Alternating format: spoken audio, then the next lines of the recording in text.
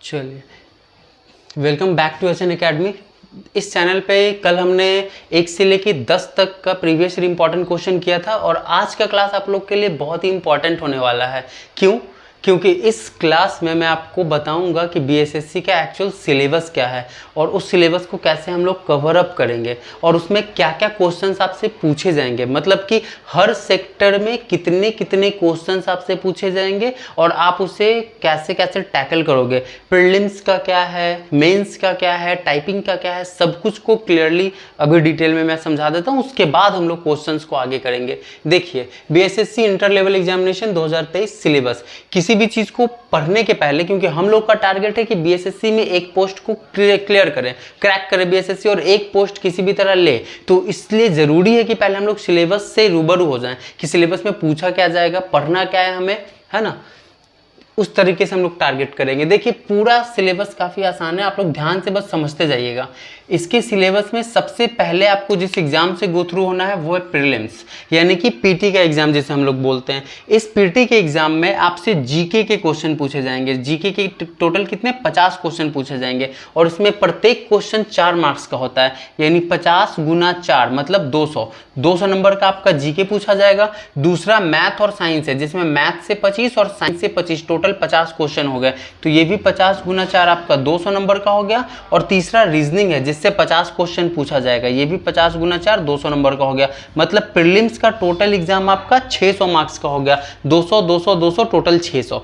इन 600 marks में से आपका कट ऑफ क्लियर होगा कि कितने मार्क्स पे सिलेक्शन होता है, वो category wise cut of the जाती है ना, तो उस पर आपका सिलेक्शन होगा। और जैसे ही आप प्रीलिम्स एग्जाम को पास कर जाओगे, जो मिनिमम प्रीलिम्स, एक बात आप जान लीजिए कि क्वालिफाइंग है सिर्फ, इसके मार्क्स आपके मेंस एग्जाम, इसके मार्क्स जो है वो आपके मेरिट लिस्ट में नहीं जुड़ेंगे। मतलब प्रीलिम्स के एग्जाम पे वो आपका फाइनल मेरिट नहीं बनेगा। फाइनल मेरिट कहने का मतलब है कि इस मार्क्स पे आपका एग्जाम में जो आपको पोस्ट मिलेगा वो तय नहीं होगा। आपका एग्जाम में कौन सा पोस्ट मिलेगा और आपकी नौकरी पक्की हुई या नहीं, वो मेंस पे डिपेंड करेगा, ना कि प्रीलिम्स पे। बस प्रीलिम्स एक पड़ाव है जिसे आपको पार करना है और मेंस तक पहुंचना है। इसमें आप कितने भी नंबर लाएं उससे मतलब नहीं है। अगर आप बहुत ज्यादा भी नंबर ले आते हैं तो वो कोई काम का नहीं है, लेकिन हाँ, ज्यादा नंबर लाना है आपको ताकि आप इसको क्वालिफाई कर जाओ। ये नहीं सोचना है कि काफी इजी है, क्योंकि प्रीलिम्स और मेंस दोनों का सिलेबस सेम होता है, ठीक है। तो ये बस क्वालिफाइंग इन नेचर है। आप जब इसको पास करोगे प्रीलिम्स के एग्जाम को, तब आप मेंस में आते हो। अब देखिए, मेंस की क्या बात है। प्रीलिम्स आप समझ गए, टोटल 600 नंबर का।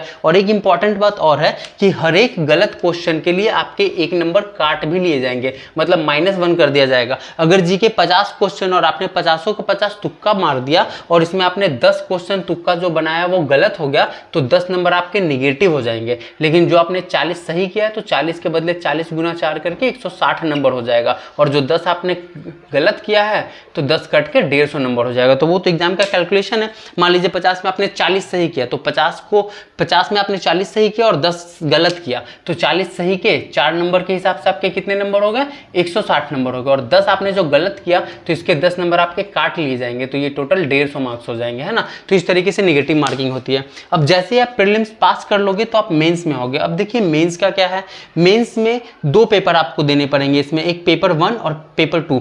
पेपर 1 में हिंदी आएगा, हिंदी के 100 क्वेश्चन जो कि क्वालिफाइंग होते हैं। इसके हिंदी के मार्क्स से भी आपका मेरिट नहीं बनेगा, मतलब हिंदी का मार्क्स ये तय नहीं करेगा कि आपकी नौकरी पक्की होगी या नहीं। बस हिंदी में आपको 30 और शायद किसी किसी के लिए 35, मतलब 30 से 35 के बीच में नंबर लाने और आप इस एग्जाम को पास कर जाओगे। हिंदी काफ़ी आसान होता है। संज्ञा, सर्वनाम, समास, तद्भव, तत्सम, ये सब पर्यायवाची शब्द, अनेक शब्दों के लिए एक शब्द, ये सब पूछे जाते हैं। तो हिंदी आप बहुत इजीली कर पाओगे। जैसे आप प्रीलिम्स पास करोगे तो मैं बताऊंगा कि हिंदी में क्या पढ़ना है। एक छोटी सी पतली सी बुक है, वो रिकमेंड करूंगा, आप लोग 10 दिन में उसको पढ़ के खत्म कर जाओगे और हिंदी आपकी क्लियर हो जाएगी। इसलिए हिंदी का टेंशन बिल्कुल नहीं लेना है, ये ओनली क्वालिफाइंग इन नेचर है। हिंदी आप सब पास करोगे, काफ़ी ईजी है। दूसरा पेपर होगा पेपर 2, जो कि वेरी वेरी इंपॉर्टेंट है। ये जो पेपर 2 है, यही आपका वेरी वेरी इंपॉर्टेंट है, क्योंकि इसी पे आपका मेंस का जो मार्क्स होगा वो तय होगा और इसी पे ये फाइनल होगा कि आपकी नौकरी लगेगी या नहीं, या फिर आपको पोस्ट मिलेगा तो कौन सी पोस्ट मिलेगी। तो इसमें मार्क्स लाने बहुत जरूरी है। और ये जो पेपर 2 का सिलेबस है बिल्कुल वही सिलेबस है जो आपका प्रीलिम्स का सिलेबस है। इसमें भी जीके 50 नंबर का, मैथ 25 और साइंस 25 पूछे जाते हैं और रीजनिंग 50 पूछे जाते हैं। टोटल 150 नंबर इसमें भी होता है, 50 50 50 150 और 150 गुना 4 टोटल 600, यानी कि ये मेंस का एग्जाम भी आपका 600 नंबर का होगा और इसी 600 नंबर में ही आपका मेरिट बनेगा। अगर आप जितना ज़्यादा स्कोर करोगे इसमें उतना ज़्यादा आपके लिए अच्छा है। और ये जब आप पढ़ाओ पार कर जाओगे मेंस का, तब आप आते हो टाइपिंग में। टाइपिंग में आपको हिंदी और इंग्लिश टाइपिंग चाहिए होती है। देखिए, जिस कैंडिडेट को टाइपिंग नहीं आता उसे घबराने की जरूरत नहीं है, क्योंकि बीएसएससी ने बहुत सारी ऐसी वैकेंसी निकाली है जिसमें आपको टाइपिंग देने की जरूरत नहीं है। बस आपने मेंस पास किया और आपके मार्क्स अच्छा है तो आपको नॉन टाइपिंग की पोस्ट मिल जाएगी। लेकिन टाइपिंग अगर आपको आएगा तो वो आपके लिए प्लस पॉइंट रहेगा, क्योंकि अगर आपके मार्क्स थोड़े कम भी आ रहे होंगे तो आप अगर टाइपिंग का एग्जाम दोगे और टाइपिंग क्वालिफाई कर जाओगे तो आपको टाइपिंग वाली भी पोस्ट मिल सकती है। टाइपिंग में भी बहुत सारी पोस्ट है, टंकक सहायक की होगी और भी बहुत सारी पोस्ट है। लेकिन हाँ, पंचायत सचिव और राजस्व कर्मचारी, पंचायत सचिव जिसमें 4000 के लमसम में पोस्ट है और राजस्व कर्मचारी जिसमें 3500 के लमसम में पोस्ट है, यानी साढ़े 7000 पोस्ट वैसे हैं जिसमें आपको टाइपिंग नहीं देनी है और बाकी जो बच गए 3500 पोस्ट उसमें ही आपको टाइपिंग देनी है। तो टाइपिंग एक इंपॉर्टेंट रोल प्ले करेगा, इसलिए आप टाइपिंग सीखना भी। जैसे अभी वैकेंसीज आई है, ठीक है, अभी तो फॉर्म भरना स्टार्ट ही होगा, तो अभी से भी आपके पास मान के चलो तो कम से कम 1 से 1.5 साल का वक्त है और इस 1 से 1.5 साल के वक्त में आप इंग्लिश टाइपिंग तो बहुत अच्छी सीख ही सकते हो। आप में बहुत लोगों को आता भी होगा, तो हिंदी और इंग्लिश दोनों टाइपिंग आप थोड़ा डेली करते रहना, आपकी प्रैक्टिस एनहांस होती जाएगी। ठीक है, ये हो गया टोटल सिलेबस। ये हिंदी इंग्लिश टाइपिंग ये सबसे लास्ट का स्टेज है। तो हम लोग अब अपने बारे में आते हैं कि हम लोग क्या कर रहे हैं। अभी हम लोग कर रहे हैं जो 2017 में 5 फरवरी को क्वेश्चन पूछा गया था मैथ्स का। कल मैंने आपको टोटल 10 क्वेश्चन बताया, आप लोगों ने शायद देखा होगा, बहुत लोगों ने देखा होगा और उनको ये समझ में भी आया होगा कि क्वेश्चन बहुत टफ नहीं आता। अगर आप पढ़ोगे तो बहुत आसानी से कर पाओगे। जो मैंने क्वेश्चन 10 किया है, करवाया था कल, उसी सीरीज को और आगे बढ़ाऊंगा ताकि आपको समझ में आएगा कि हाँ, एग्जाम में एक्चुअल क्वेश्चन कैसे आते हैं। क्या ये बहुत ज़्यादा टफ है कि आपसे नहीं हो पाएगा? बिल्कुल टफ नहीं है। अगर आपने थोड़ी भी पढ़ाई कर रखी और मेरे साथ कंटिन्यू जुड़े रहोगे तो मैं पूरा सिलेबस अच्छे से कंप्लीट करवा दूंगा। बस डेली थोड़ा पढ़ते जाना, क्योंकि थोड़ा पढ़ने से ही बहुत ज़्यादा हो जाता है। एक दिन में सिलेबस तो कंप्लीट होगी नहीं, ना ही कंप्लीट कोई करवा सकता है, तो थोड़ा आप पढ़ना, सब कंप्लीट हो जाएगा। अभी हम लोग प्रीलिम्स को मेनली टारगेट करेंगे, हमारा फोकस मेंस और टाइपिंग पे नहीं होगा। अगर हम प्रीलिम्स पे फोकस करते हैं तो मेंस का ये सेक्टर ऑटोमेटिक हो जाएगा। तो अभी मैं आपको मैथ्स कंप्लीट करवा रहा हूँ, जिसमें मैथ्स के कुछ क्वेश्चन कल हुए थे, आज होंगे। बाकी मैं आपको गाइडेंस भी दे दे रहा हूँ कि आपको जीके पढ़ने क्या है। मैं आपको वो बताऊंगा जो क्वेश्चन एग्जाम में आए और उससे रेलेवेंट जो टॉपिक्स है ना, जैसे जीके मान लीजिए कि एशियंट हिस्ट्री से आया, एशियंट हिस्ट्री से बाबर से रिलेटेड क्वेश्चन अगर डाला है तो मैं आपको रिकमेंड करूंगा कि आप बाबर के बारे में पढ़ो। अगर हिस्ट्री में मान लीजिए हड़प्पा सभ्यता से क्वेश्चन है तो मैं आपको रिकमेंड करूंगा कि हड़प्पा सभ्यता से पढ़ो। उसमें टाइटल भी निकाल के दूंगा, उसमें टॉपिक भी निकाल के दूंगा कि आपको इसमें स्पेशली पढ़ना क्या है। तो आपके लिए चीजें बहुत आसान हो जाएगी, पूरा ग्रंथ पढ़ने की जरूरत नहीं है। मैं कभी वो रिकमेंड नहीं करूंगा, मैं वो बताऊंगा जो स्मार्ट स्टडी है, जो कम पढ़ के भी आप सिलेक्शन ले लोगे। पता है एग्जाम में क्वेश्चन कैसा आता है? मान लीजिए कि बीएसएससी का फिक्स पैटर्न है, उसने दिया कि हड़प्पा सभ्यता से वो क्वेश्चन हर बार पूछ रहा है, तो आप एक बार हड़प्पा सभ्यता उठा के पढ़ लो। हड़प्पा सभ्यता अगर आप पढ़ लोगे तो उससे 3 से 4 क्वेश्चन फिक्स होते हैं। एक बार हड़प्पा सभ्यता पढ़ लेना अच्छे से, 3 से 4 क्वेश्चन फिक्स हो जाएगा। उसके बाद पॉलिटिक्स में आर्टिकल देता है और आर्टिकल भी 356 है टोटल, 370 है टोटल, सॉरी। तो वो टोटल आपको नहीं पढ़ने होते हैं, लेकिन हाँ उसमें कुछ 370 नहीं है, 370 तो 395 और 450, टोटल आर्टिकल 395 है, लेकिन उसमें क ख ग ग सब जुड़ जाता है तो 450 आर्टिकल्स हो जाते हैं, ठीक ना। तो उसमें भी सारे इंपॉर्टेंट नहीं होते, जो इंपॉर्टेंट होते बस वही पढ़ने होते, वो मैं आपको बताऊंगा, वो सब आप कर जाओगे, है ना। तो धीरे धीरे हम लोग अपने पढ़ाई को कंटिन्यू कंप्लीट करते हुए सिलेबस को कंप्लीट कर लेंगे, बस आप लोग जुड़े रहना। आज हम लोग जो 10 क्वेश्चन कंप्लीट हो गया है, आज हम लोग जो 10 क्वेश्चन कंप्लीट हो गया है उसको ही 10वें 11वें क्वेश्चन से आगे बढ़ेंगे। उम्मीद करता हूं आप लोग सिलेबस समझ पाए होंगे। अब सिलेबस के आगे क्वेश्चंस देखते हैं।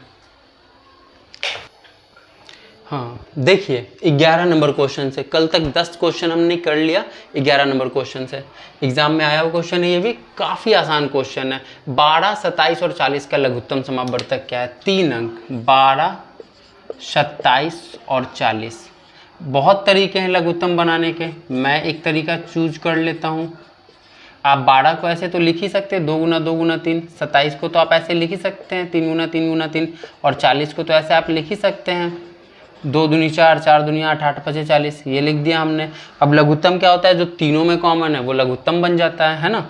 जैसे देख लीजिए इसमें 3 किस किस में है, 2 को पहले कॉमन निकालिए, 1 2 ये है और 1 2 ये है, तो ये 2 मैंने लिख दिया। इसमें ये 3 है और इसमें ये 3 है, ये 3 मैंने लिख दिया, ठीक है। इसमें ये 1 2 है, सर्किल में बनाता हूँ, और ये 1 2 है कॉमन, ये 2 मैंने लिख दिया।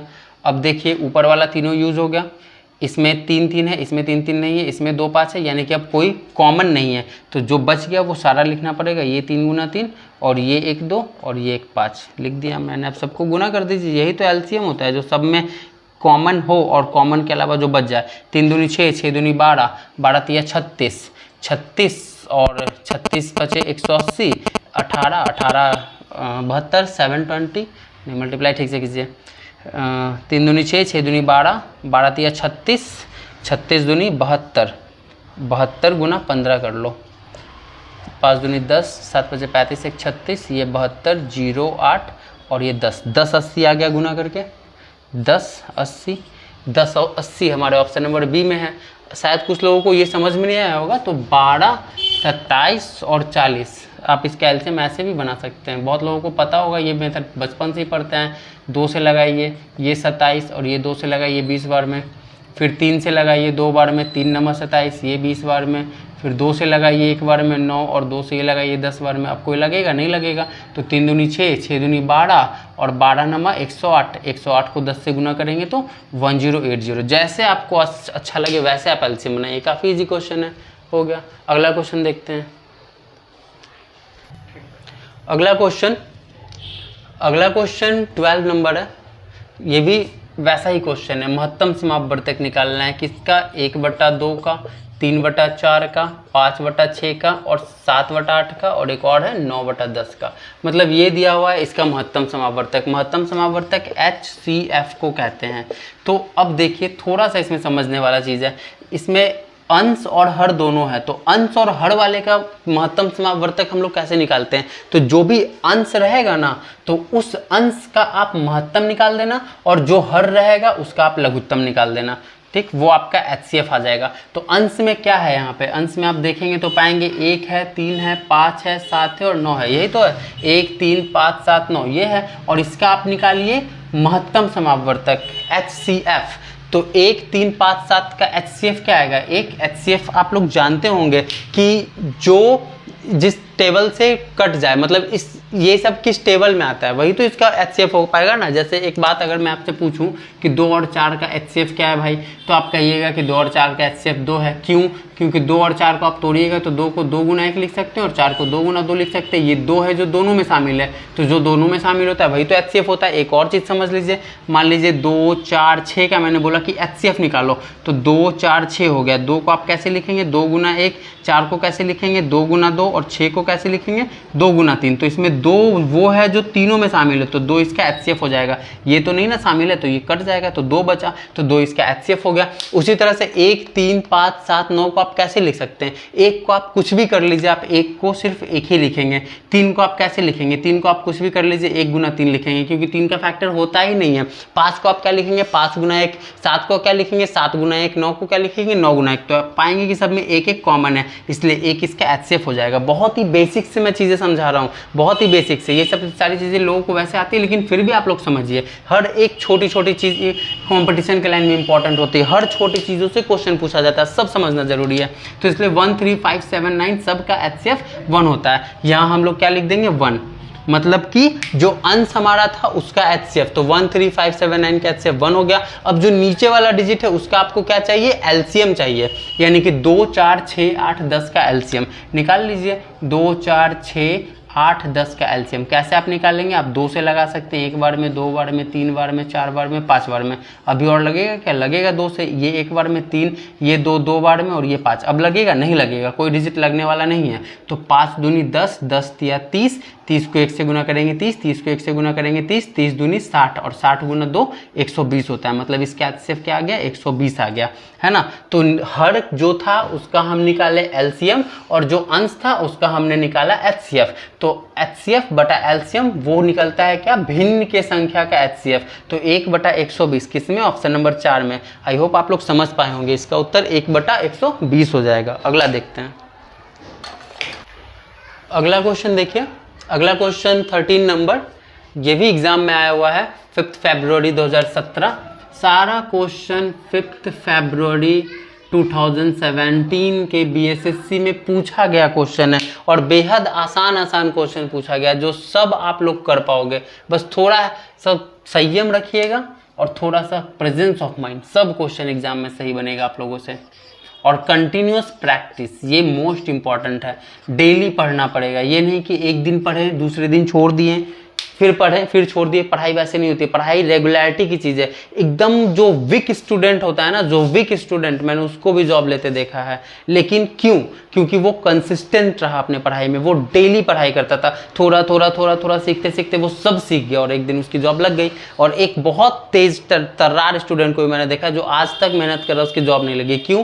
क्योंकि वो कंसिस्टेंट नहीं है अपने पढ़ाई में। कभी ये करता है, कभी वो करता है, कभी किसी और चीज़ों में लगता है, कभी जॉब, तो उसकी नहीं लगती है। दिमाग तो बहुत है लेकिन कंसिस्टेंट नहीं है। आप लोग स्टडी में कंसिस्टेंट रहिएगा, डेली पढ़िए, थोड़ा पढ़िए लेकिन डेली पढ़िए, जॉब डेफिनेटली लगेगी।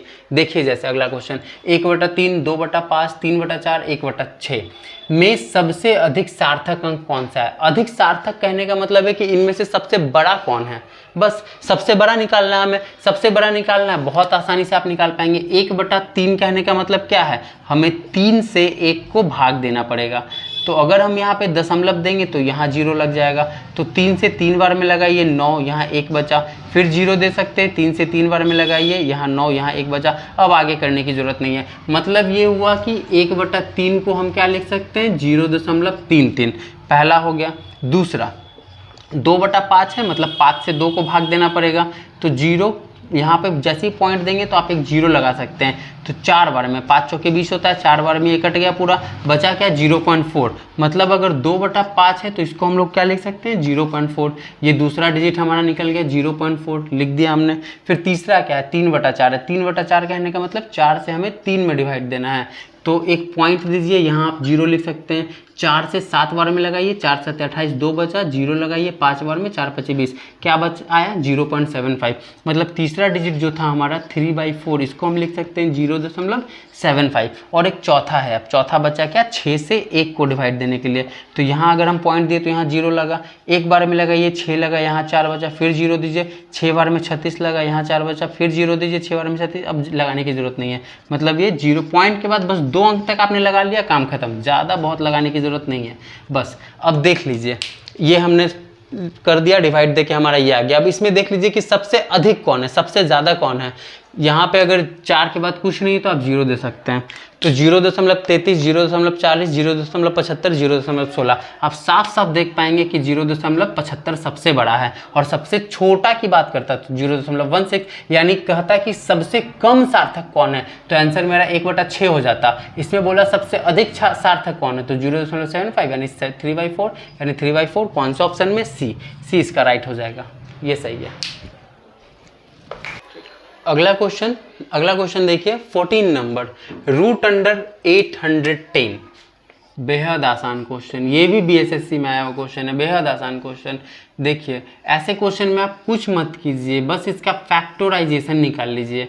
आप लगाइए इसको, 3 के टेबल में लगेगा, ठीक है, 3 से लगाते हैं, 3 दूनी 6 और 3 7 21, 270 बार में लग गया। फिर 3 से लगाइए, 3 9 27, 90 बार में लग गया। फिर 3 से लगाइए, 30 बार में लग गया। और फिर आप 3 से लगाइए, 10 बार में लग गया। फिर आप इसको 2 से लगाइए, 5 बार में। क्या इससे ज़्यादा इसका फैक्टर है? नहीं है। जितना फैक्टर था वो हमने लिख दिया। इसका मतलब ये हुआ कि हम इसे कैसे लिख सकते हैं, 3 गुना 3 गुना 3 गुना 3 गुना 2 गुना 5, इतना हम इसको लिख सकते हैं। 4 बार 3, 1 बार 2, 1 बार 5, ये हमने लिख दिया। अब क्योंकि हमें इसको सरल करना है तो देखिए, मतलब सॉल्व करना है, सरल का मतलब 3 2 बार है तो 3 का स्क्वायर, फिर ये 3 2 बार है तो 3 का स्क्वायर। और किसी का पेयर मिल रहा है? नहीं मिल रहा है। ये 2 अंदर और ये 5 अंदर, जिसका स्क्वायर होता है वो रूट से कट जाता है, आपको पता होगा स्क्वायर रूट कैंसिल होता है, स्क्वायर रूट कट गया तो ये 3 रूट के बाहर निकला 3 बच गया, ये 3 रूट के बाहर निकला 3 निकल गया, क्योंकि इस 2 पे स्क्वायर नहीं था ये रूट के अंदर रहेगा, इस 5 पे स्क्वायर नहीं था ये रूट के अंदर रहेगा,